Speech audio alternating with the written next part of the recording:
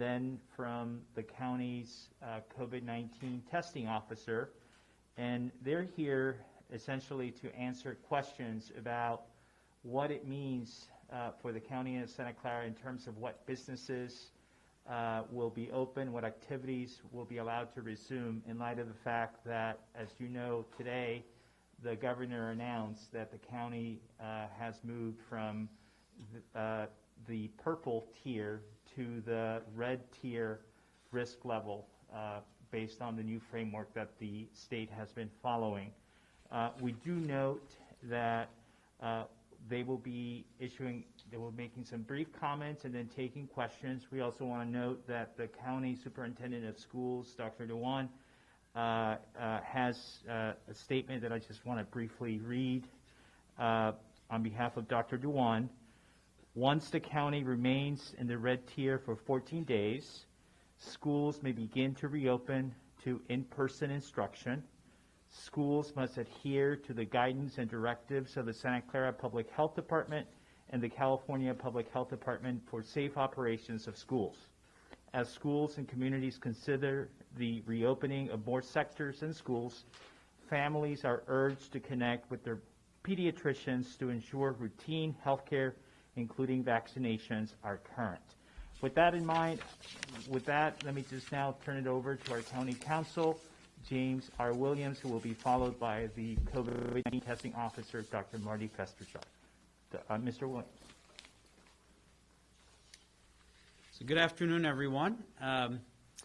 Moments ago, the governor announced the latest set of county placements under the state's new 4-tier framework under the state health order for reopening and response to COVID-19. As many of you know, under that state framework, there are 4 color tiers that represent different levels of spread and accordingly have different restrictions placed under the state order. Our county, when this new framework was first announced last week, was placed along with most counties in California in the purple tier, or tier 1, which is the most restrictive tier under the state framework. Our county today, it was announced, has been moved by the state into the red tier, which is the second most restrictive tier under the state framework. Under the red tier, a number of sectors can open under the state order. But it is really important and critical, as has always been the case from the beginning of the pandemic and its response, for everyone to recognize and remember that the stricter of the state order or the local order is controlling. And as has been the case since early July, the county also has its risk reduction order in place, and all of the provisions of that risk reduction order remain in effect. And so I'll talk in just a moment about what that means as applied to the state's red tier framework. But before I do that, I'm just take a second to talk about how the tier placements work. This new framework that the state put out assigns counties into one of the 4 tiers based on 2 factors. The first factor has to do with case rate, the number of adjusted cases per 100,000 population. And there's an adjustment in that case rate factor based on the volume of testing. And Dr. Fenstersheim is going to speak to that in a few moments. But it is on the basis of that adjustment that we're placed into the red tier today. The second factor is the positivity rate for our cases. And the county is placed into a tier based on the stricter of those 2 factors. And based on that analysis, the state has placed us in the red tier.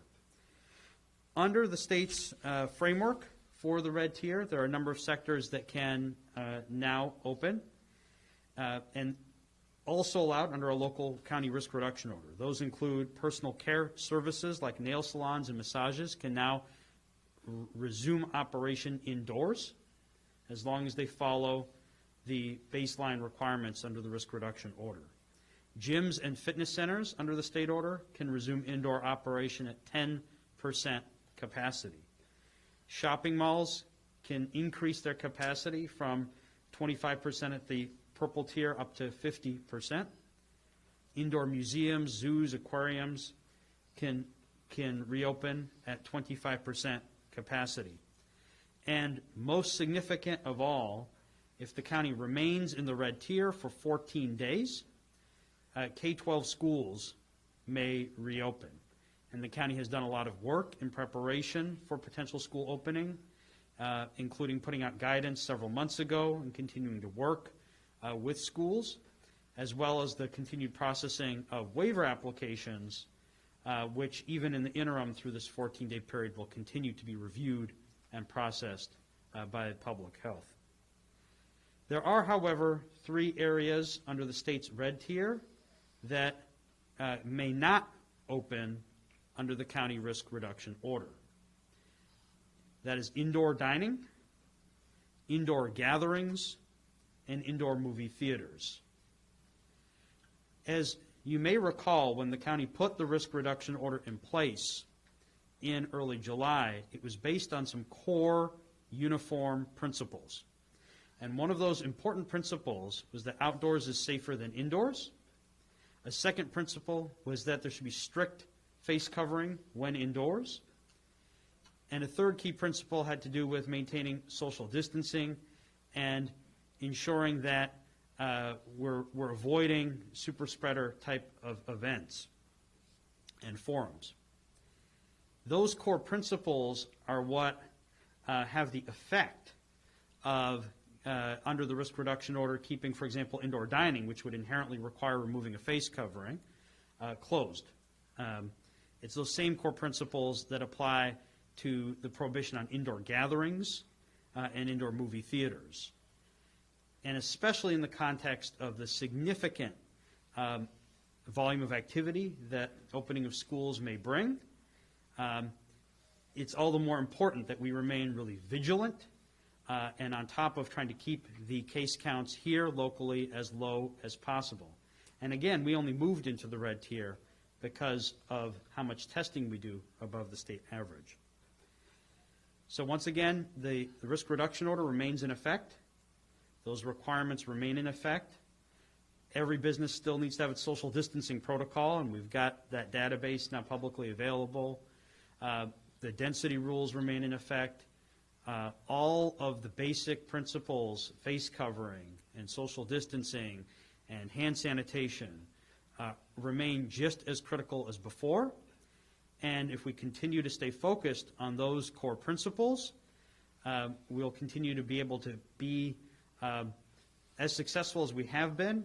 And this movement into the red tier is a reflection of the fact that here in our county, we are doing a bit better relative to many other parts of the state in combating COVID. And it's really extraordinary how we've continue to come together as a community to be really rigorous, thoughtful, and uniform in our application of these absolutely vital principles around preventing COVID transmission. So with that, I'm going to turn it over to Dr. Fenstersheim, who's going to talk more about testing. Thank you, James. Good afternoon, everyone.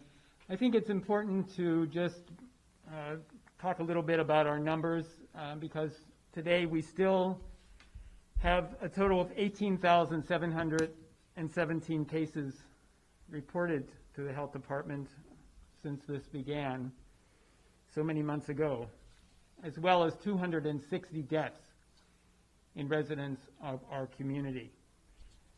That means that we're averaging over the last 7 days about 176 new cases a day. So COVID-19 is still here. It hasn't gone away. And the fact that we've moved into the red tier at this point doesn't change the fact that we still have to be vigilant. We still have to wear our masks. We still have to socially distance ourselves. And we basically have to follow those guidances that have been laid out in our orders. It's critical. I'm very happy, though, that we have been able to increase our testing capacity in this county. From early on, when we were only testing about 1,000 people a day county-wide. To the present, we are testing 7,000 to 8,000 people a day.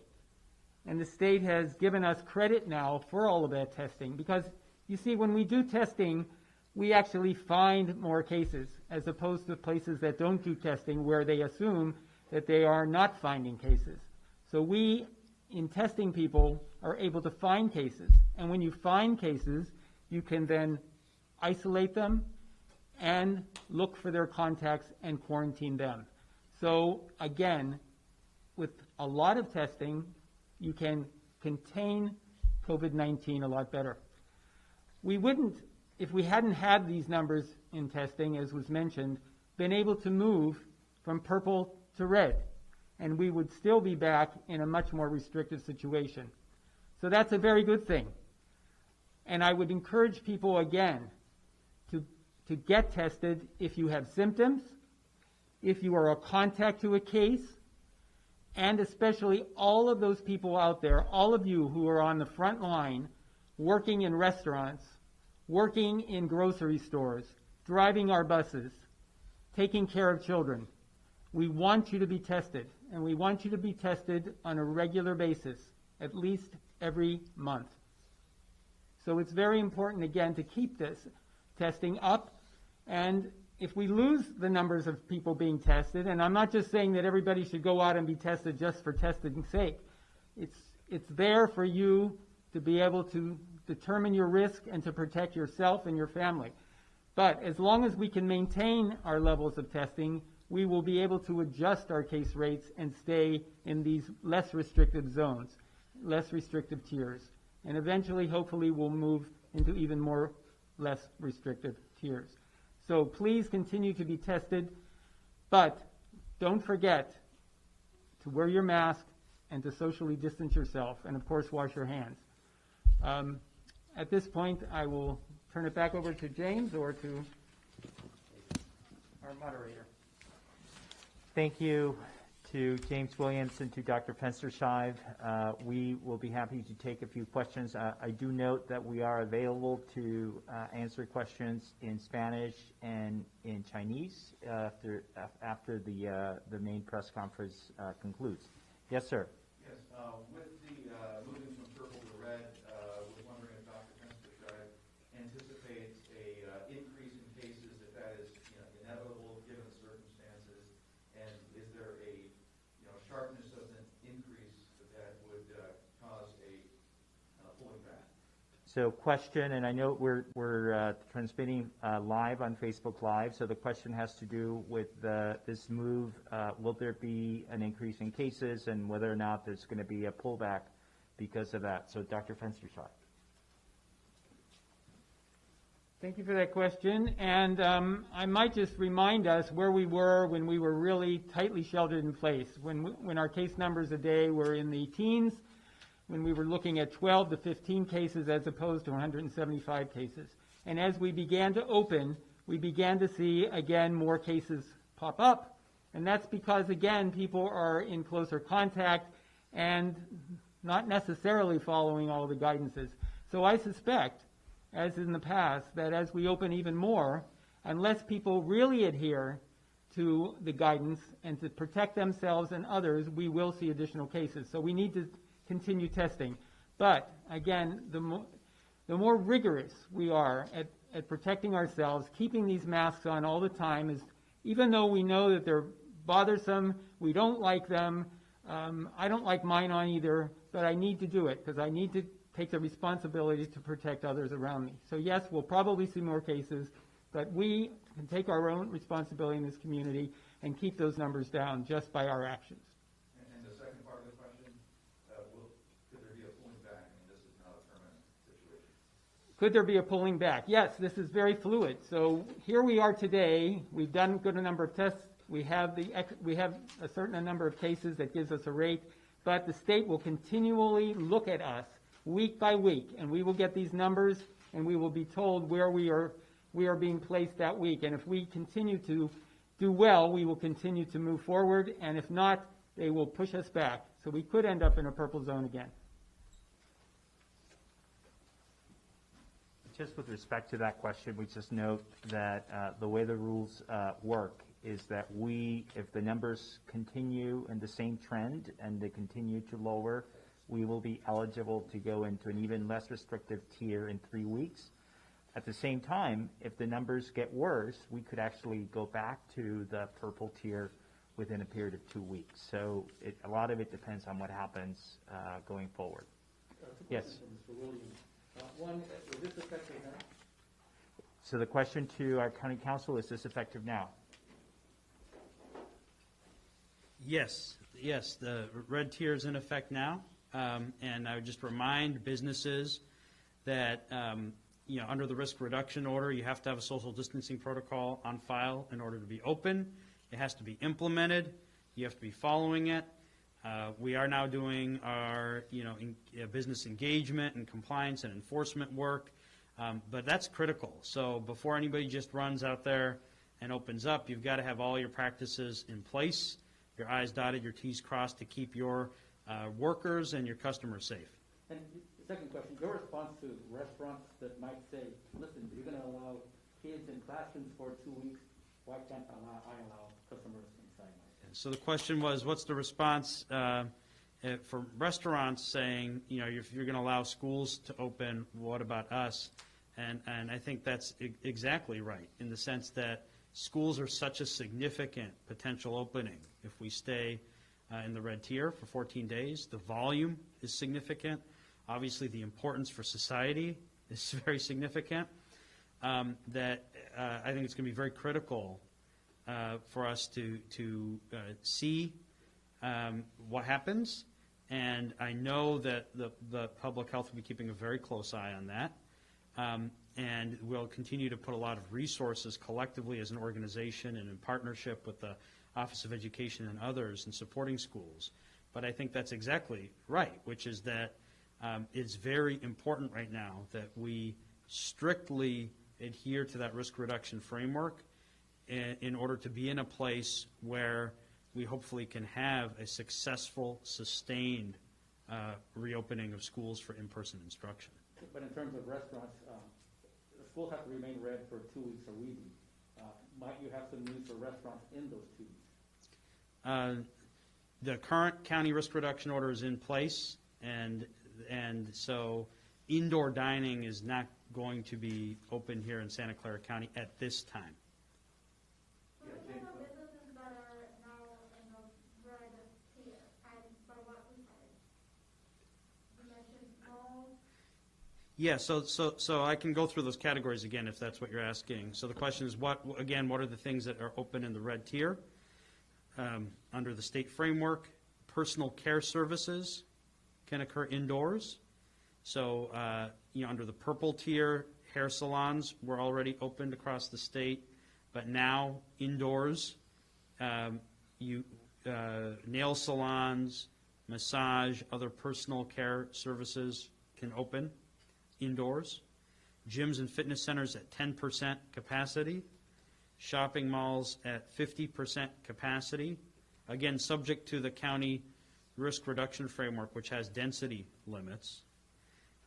Indoor museums, zoos and aquariums can open at 25% capacity. And then schools after 14 days, if we stay in the red tier for 14 days. So those are the state items that can open that also can open locally. And then the hair salons, they don't have a limit capacity. Yes, is that still? Yeah, so the hair salons open under the purple tier, and there's no capacity limit from the state. There is, however, locally our density rules. So some of you may recall under the risk reduction framework, which is uniformly in place across business sectors here in Santa Clara County, there are limitations on the number of workers and the number of customers that can be in a space. And in fact, we've made it very simple because in the social distancing protocol that each business has to have on file, it actually, you put in the square footage, it computes the maximum number of persons, and businesses are required to cap the number of people coming in their facility based on those density rules. James, what would it James, take? this is Maureen Naylor with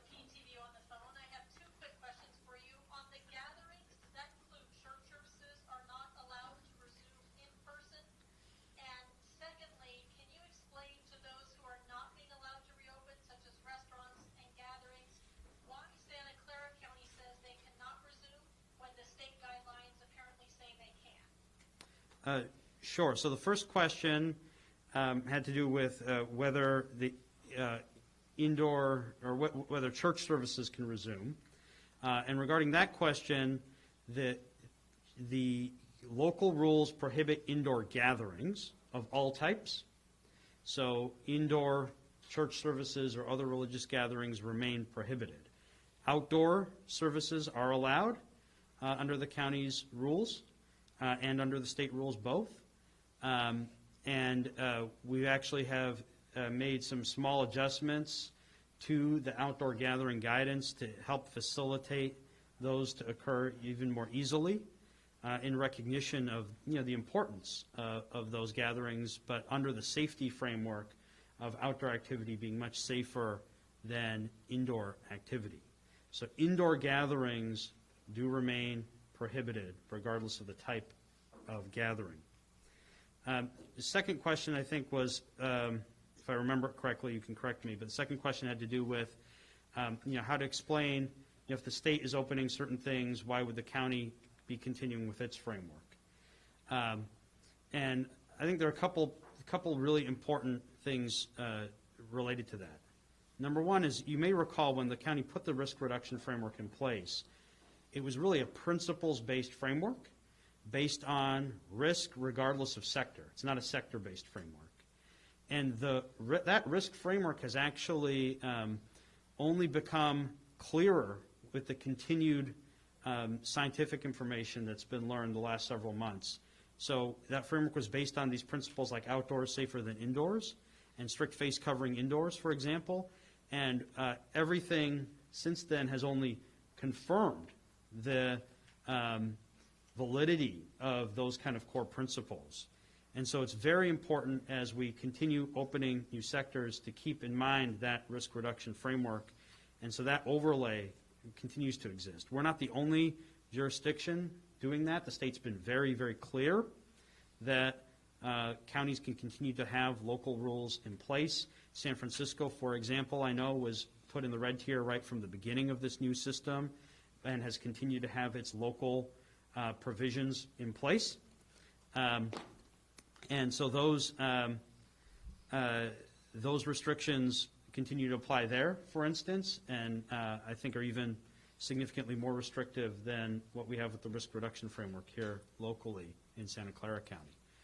But that's kind of the basic principle there. I mean, I would just note, I think it's, I think it's important to recognize the importance of school opening for in-person instruction, but also the real significance of what that could potentially mean, just based on volume.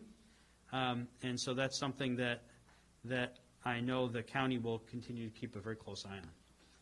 James, what would it take for restaurants to reopen for indoor service? Do you have any thresholds in mind, such as moving from a red to a yellow or anything like that? So the question was, is there any threshold for opening indoor dining? The answer to that is I'm not aware that there's any threshold. But here's the basic principle, and that is that we need to have our case rates come down. And just because we moved into the red tier, you heard Dr. Fensterscheib talk about this. The case rates are still significant in our community. There's still significant. You heard him mention community transmission in our community, and so that overall level of transmission isn't where it was several months ago. It is a lot higher. We are obviously no longer in a strict shelter in place, so logically we understand that there's more transmission, but that case rate needs to come down, and I don't know if you want to add to that, Dr. Fensterscheib, but I think that's really the bottom line.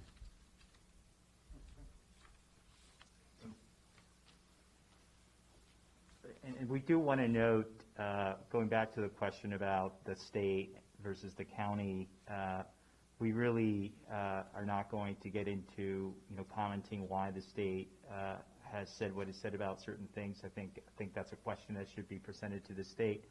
Again, our focus continues to be to ensure the safety of all of our residents, and with respect to our businesses, whether it's restaurants or any other business, we want to work with them to make sure that they open as much as possible so long as it's safe, which is one of the reasons that we have open outdoor dining.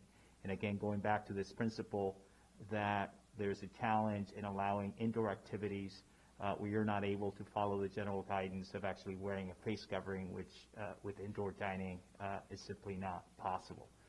But again, we understand the value and the importance of this industry and are working very closely to make sure that they are able to operate where it's safe, which is why outdoor dining is allowed in Santa Clara County. Any other questions? See, no, okay, so we'll do Spanish, and if there's anyone who wants to do Chinese, please let us know. Thank you very much for your time. We appreciate it. Can you do it at the podium, Mr. Campos? Huh? Yes. ¿En español? Sí. Cuéntanos, ¿cuáles son los que pueden abrir y cuáles no? Sí, muchas gracias. David Campos, oficial de información del Condado de Santa Clara.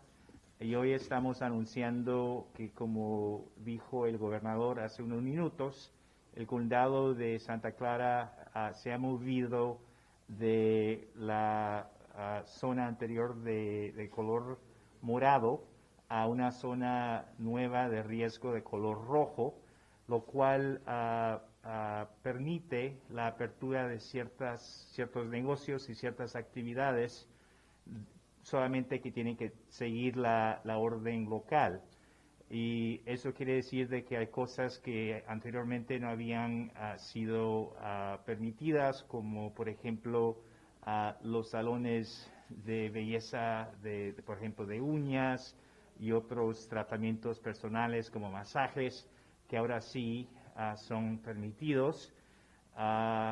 Pero aunque estamos moviéndonos a esta nueva zona de peligro roja, hay ciertas actividades que son permitidas por Estado, pero que no continuarán siendo permitidas por la orden local, incluyendo cines, incluyendo restaurantes. El interior del restaurante pueden abrir exterior, que ya han estado abiertos, y también a grupos grandes de personas adentro, ¿no? Entonces, queremos que nuestros residentes sepan que estamos haciendo todo lo posible para dejar la apertura de más actividades, de más negocios, pero tiene que ser hecho de una forma segura. Y lo que nos guía son ciertos principios básicos. Primeramente, el principio de que estar afuera es más seguro que estar adentro.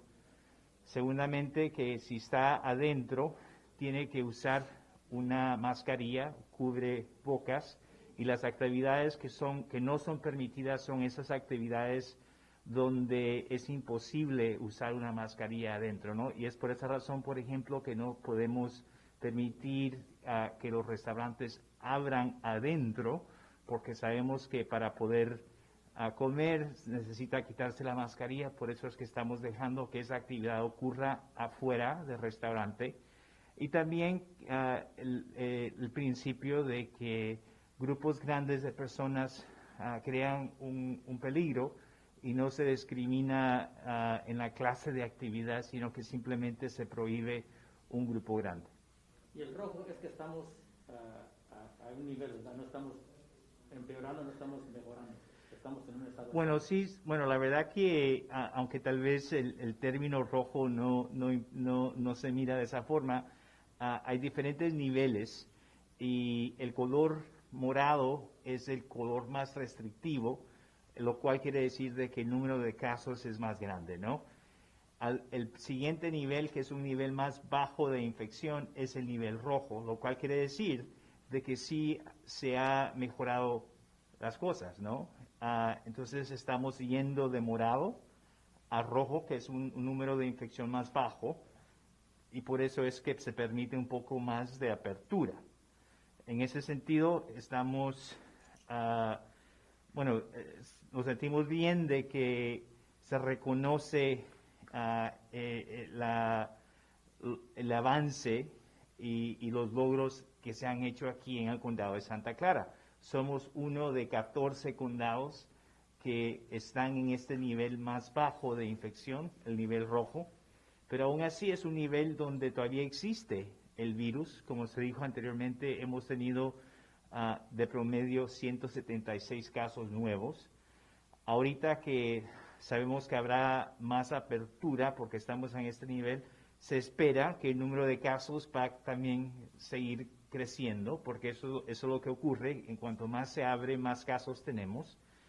Pero si el nivel de infección y de transmisión continúa donde está, nos podemos mantener en este nivel, pero si se incrementa el número de casos, es posible regresar al nivel morado, o si hay mejoramiento, se pasa al próximo nivel más bajo. Ok, ¿podrías explicarnos por qué el Estado dijo que sí estaba bien para la industria restaurantera salir adelante, o sea, hacerlo adentro, sin embargo el condado dice que no? Bueno, ¿Podrías explicarles a esas personas que están súper ansiosas? Bueno, creo que yo no puedo hablar directamente de lo que ha hecho el Estado, de la razón por la cual lo hicieron. Solamente podemos hablar de la razón por la cual en el condado de Santa Clara ahorita estamos prohibiendo todavía las actividades de negocios que ocurren adentro, como los restaurantes y la comida adentro del restaurante en el interior. En nuestra opinión, basado en la ciencia, basado en los principios que hemos presentado, es necesario para poder permitir a una actividad adentro que se use la mascarilla, el cubrebocas. Y bueno, eso es algo que no es posible si alguien va a comer adentro, ¿no? Por eso es que cuando hablamos de restaurantes, se permite la operación de los restaurantes afuera, porque sabemos que afuera sí pueden comer sin usar la mascarilla, pero para poder estar adentro, la actividad tiene que permitir el uso de la mascarilla. Y esa es la gran diferencia, es la razón por la cual eso no está siendo permitido en el condado de Santa Clara, pero sabemos la importancia de esta industria y de esta operación, de esta función de restaurantes, y es por eso que hemos trabajado con esta industria para permitir la apertura de operaciones afuera del restaurante. Brevemente, las escuelas, ¿qué es lo que primero? Bueno, la forma en que funciona es que ahorita ya pasando a la zona, al nivel rojo, si nos mantenemos en este nivel por 14 días, es posible que se puedan abrir las escuelas, incluyendo la instrucción en persona. Entonces, si nos mantenemos en este nivel de transmisión de infección por los próximos 14 días, se le permitiría a los distritos escolares del condado que permitieran la apertura de las escuelas físicamente, incluyendo instrucción presente con ciertas limitaciones. A finales de cuentas, si eso ocurre, si nos mantenemos en estos 14 días en el mismo nivel, sería la decisión tomada por cada distrito escolar.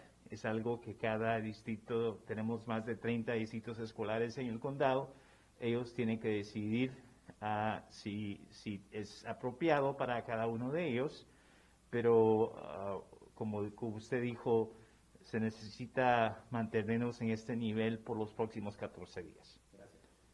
En cuanto a este protocolo que dicen que las personas deben mantener, ¿cuál es exactamente? O sea, ¿hay algo que ellos tienen que ir online para buscar o que tienen que llegar con ustedes? ¿Cómo funciona eso? Cada negocio que quiere funcionar en el condado tiene que presentar un protocolo al condado, y ahorita hemos recibido miles de estos protocolos que han sido presentados. Pueden llamar al 211, pueden ir a la página web del condado, donde hay un formulario que incluye el protocolo.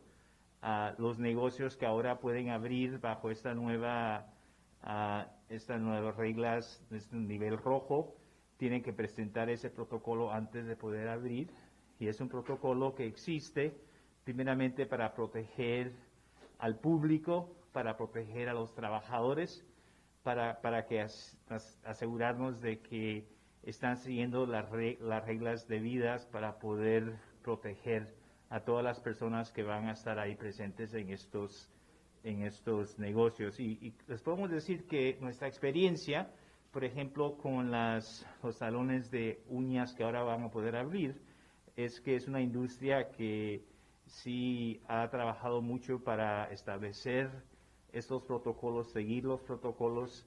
Ha habido mucha inversión por parte de esos negocios y creo que creemos que están listos para abrir porque se han preparado por mucho tiempo.